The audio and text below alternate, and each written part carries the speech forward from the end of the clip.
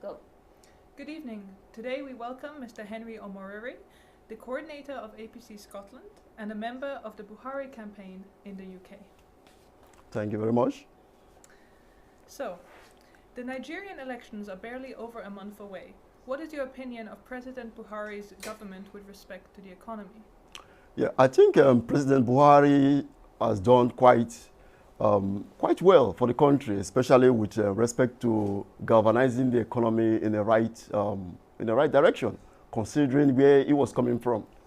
We should take our mind back, in 2015, when the previous government under Jonathan Goodluck handed over power to him.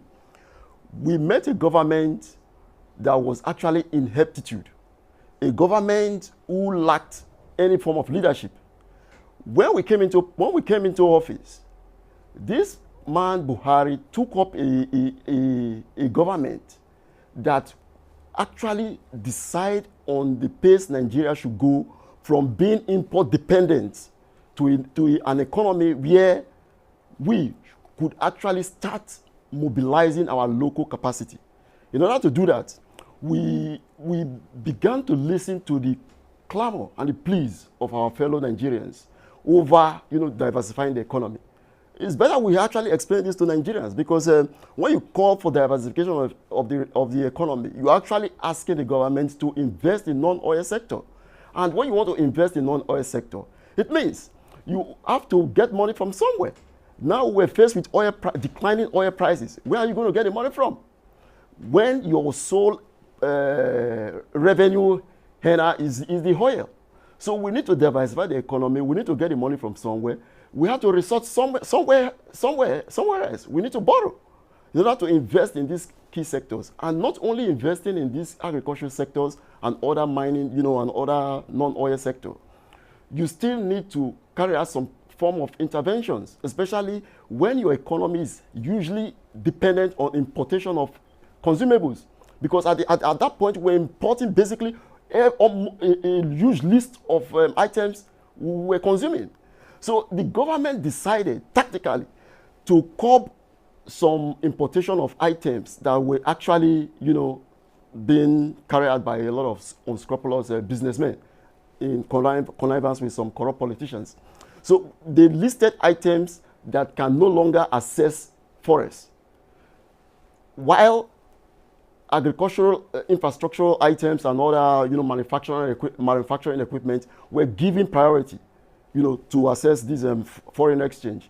And don't forget that even if you want to invest in your key sector, the non-oil sectors, you still need to curb importation in some ways. And when you curb importation in a way to promote your local industry, you will suffer a temporary inflationary trend. And that is exactly the pains Nigerians are going through, which is, well, there's no benefit without the pains, the temporary pains or the sacrifice you have to go through. But we cannot turn back just because we are suffering this kind of pains. We cannot turn back and then go back to where we're coming from. Because where we're coming from, we're just, recklessly importing items that could ordinarily have been manufactured in the system. Thank you for that. What's the implication of the current African Economic Partnership Agreement, of which Nigeria is a recent signatory? I think it's a good move across the African continent for them to come together to negotiate terms on how they can be able to trade among themselves, and also open, borders for free trade among, the African nations. But we have to also be very, very cautious, because most of these African nations are largely import dependent as well. So there's going to be that trickle-down effect, especially in terms of influencing cross-border smuggling, which would actually affect our local industry. So we will be cautious in implementing the terms or whatever agreements that are contained within these agreements. Okay. So I think it's a good move, so far. In agreement in general. Yeah. How is it that insecurity in Nigeria appears to be persistent, especially when the government spends so much on defense? Yeah, we will not. You see, the security issues in the country is quite complex or complicated, because you have a lot of security that is driven by some elements that are terrorist related, and some other elements that can be political as well, or ethnic as well. So there's a lot of complications around this, the insecurity in the country. But we are not, using that as an excuse to shy away from the fact that there's a lot of work to be done within the security apparatuses across the country. So we are going to take that challenge head on. I mean, there are so many efforts being done by the current administration to see that security policies and security strategies are streamlined, and interventions are in place to make sure that each states are actually participating, because security is not just the work of the federal government. Every state has a role to play. So a governor cannot sit on the fence and say, this is the work of the president. He alone should sort this out. Even if police is under the authority of the central government, we still have the responsibility upon each state to come up with framework that can be enforced by themselves. But in these instances, most of the state governors, they don't even have security frameworks. They don't even have, some states are actually investing in security infrastructure like CCTV, like police monitoring vehicles, but there's still a lot to be done, especially in terms of the institutions for monitoring, police standards and the rest. There's still a lot to be done, and that should actually be done by the states. So infrastructure is one aspect in terms of security, but the institution also is very, very key. And that institution should not be the responsibility for the institutions in terms of security. We're not talking of just only the police. We're talking of even the judiciary. We're talking of the process of monitoring even the police itself, to ensure that the police are actually doing exactly what they should be doing. So if these institutions are actually in the place within each state, and the state government enforce, policing standards, then the federal government or the police would have it at the back of their mind to fulfill their statutory responsibility. Makes sense. Yeah, so more balance and checking, basically. Yeah, absolutely, yeah. A presidential aspirant, Atiku Abubakar? Oh, Abubakar, yeah. Has promised to restructure Nigeria within 6 months. How possible is that? You see, when you talk of restructuring Nigeria, I wonder a lot when people talk about restructuring the country, because I don't understand what they mean by restructuring the country. Does it mean, personally, I don't know what it meant by restructuring the country within 6 months. First and foremost, that is absolutely impossible. You cannot restructure Nigeria within 6 months. How? What do you want to restructure? So from my own understanding, I believe if you are talking about restructuring, we should look at the concurrent list and the exclusive list. Through that was actually discussed and also dealt with by the legislative body.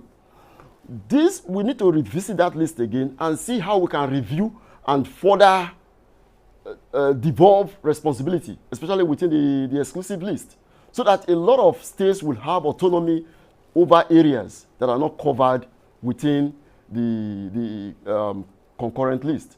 So restructuring could be in that sense, or restructuring could also mean the institution itself, because every institution in the country needs a lot of reforms, and there are reforms going on. There are serious reforms going on.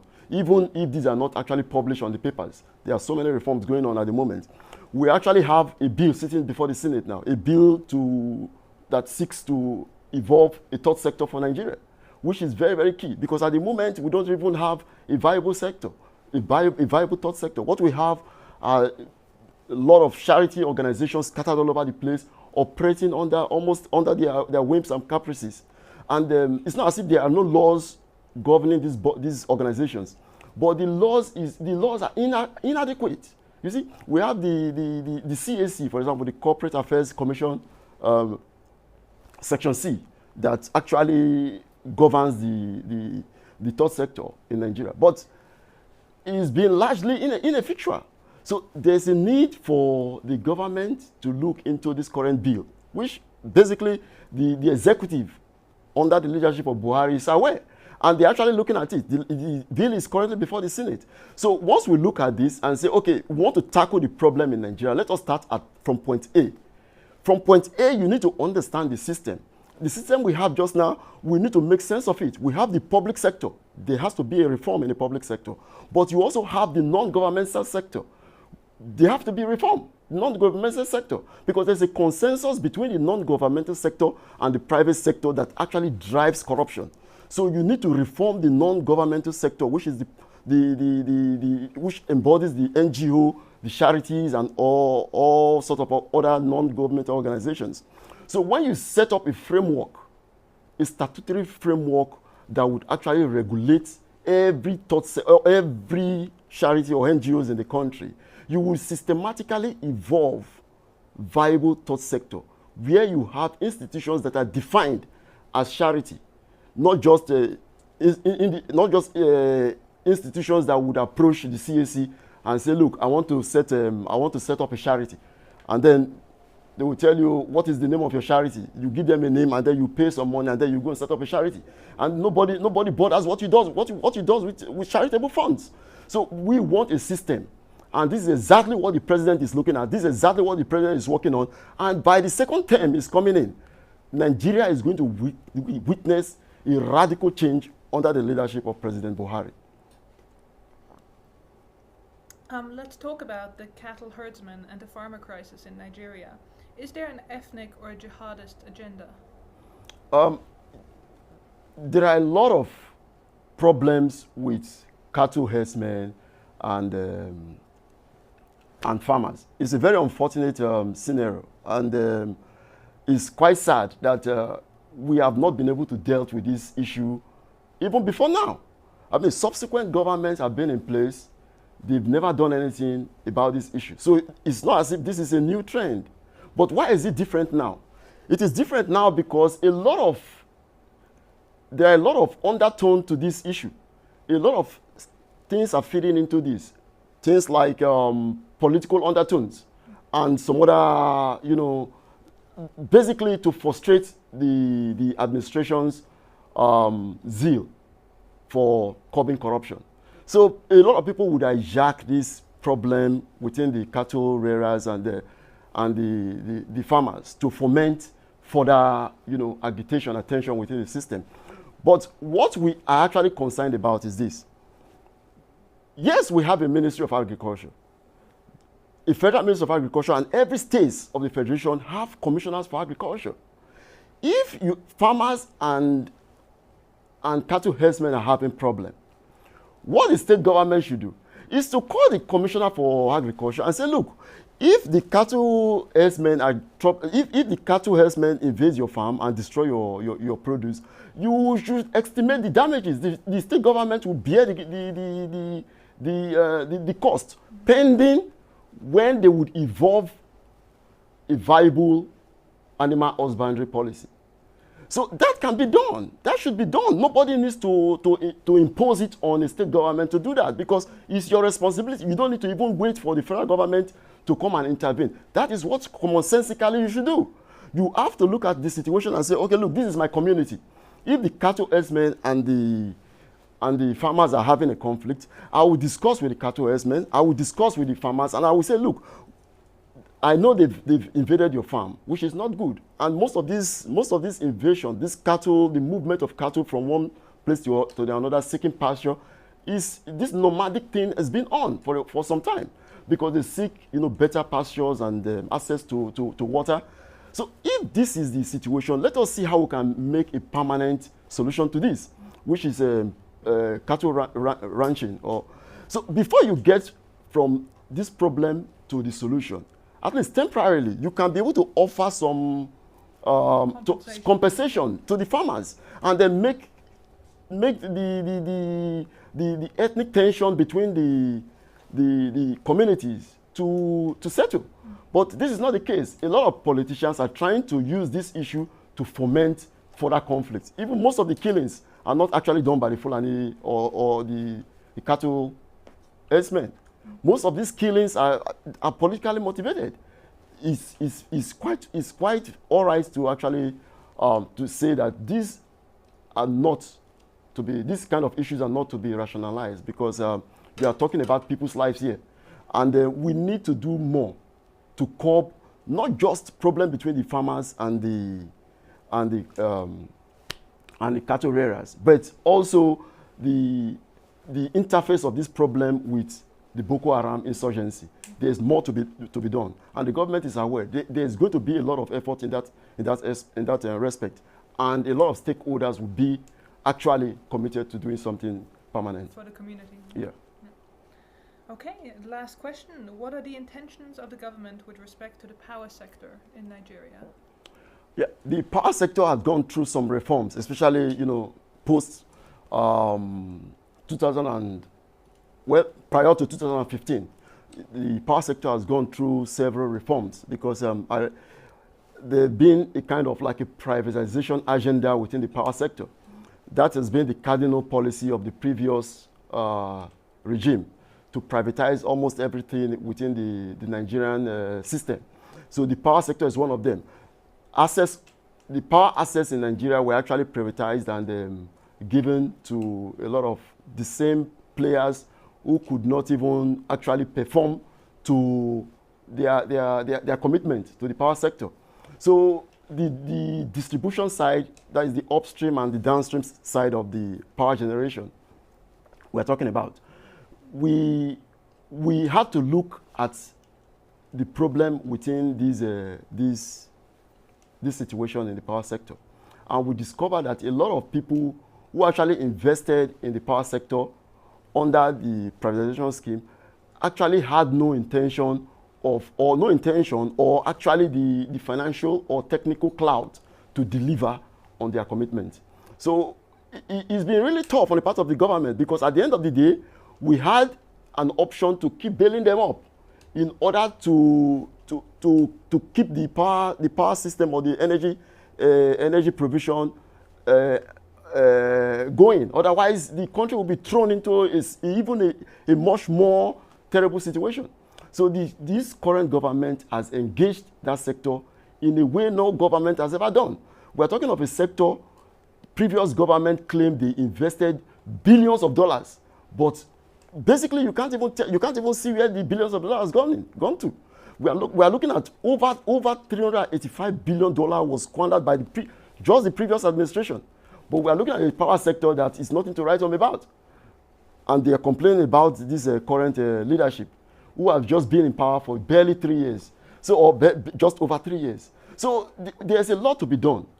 Even the fight against corruption, there's a lot to be done. But in fighting corruption in the power sector, you still need to articulate clarity from every stakeholder and identify how to take back your power from the hands of few elites back to the powers of Nigerians or the common men. So that is the long-term agenda, and that is where this government is actually moving to. That aside, we also have investment in the Rural Electrification Agency, where the priority of the government is to see how they can decentralize distribution of electricity, and also empower communities to generate their own electricity via renewable sources. So we want to integrate like a microgrid system where every community can be able to generate electricity for themselves, by themselves, without unnecessarily depending on the national grid. So look, this president is actually out to see how he can empower on a long-term basis, how he can empower the poorest of Nigerians by making them completely less dependent on the national or the central government, and make sure that their future is actually in their hands, not in the hands of the same people, the same elites who actually bought every single asset. And now their eyes is on NNPC, the National Petroleum Company. That is the last institution they are targeting, and they have promised to buy or sell off. And they are going to be the ones who will actually buy that institution. They are never going to succeed, but Nigerians must look inward, ask themselves, and accept the bitter truth. Where we are coming from, we have been living a life of extravagances, living on borrowed money, because what we've been spending a lot of money we're making from oil recklessly. And all of a sudden, when oil prices went down, we realized that we're in a difficulty and we expect the government to perform magic. It doesn't happen like that. We need to bear the consequences of our past actions. When if you were silent, why people were squandering your money on even buying up your assets, you're squandering your money and buying up your assets, shipping your money overseas to the UK and elsewhere overseas, but you were quiet. And now all of a sudden you realize now that, oh, this government is not doing exactly what it should be doing for you because you were used to an extravagant lifestyle. No, times have changed. You were living on a kind of lifestyle that can no longer be sustainable on excess oil revenues. So you have to tighten your belt and face the consequences. But this is only a period of sacrifice. We need to bequeath a decent future to our children. And this is exactly why we have to vote this man back in. There are a lot of people, a lot of younger generations that are clamoring for the older generations to go away. They are quite it is quite understandable and fair. But I still can't understand what even the younger generation can do differently from what this man has been doing. So if you want to invest in non-oil sector or you want to invest in infrastructure, how are you going to do it differently from what he's been doing? If the money you are going to be earning is going to come from oil, so which other means are you going to get your money from? Are you going to print money from the CBN to do exactly what you're saying you're going to do? Or are you going to borrow? If you say you're going to borrow to some extent, if oil falls down tomorrow, so what difference are you going to, or what actually are you going to do differently from what the government is actually doing? Because if you don't have money, you cannot invest in infrastructure. If you don't have access to investors, to even convince most investors to come and invest in your country, you can't do this. You need to put the right elements in place. Security, you need power to boost investment confidence. And this takes some time to achieve. That is what this man is targeting. He wants to see how we can be able to boost investors' confidence and get them on board to invest in not only in our infrastructure, but in non-oil sectors. Very, very important. Thank you very much. Thank you so much. Thank you so much for your time. And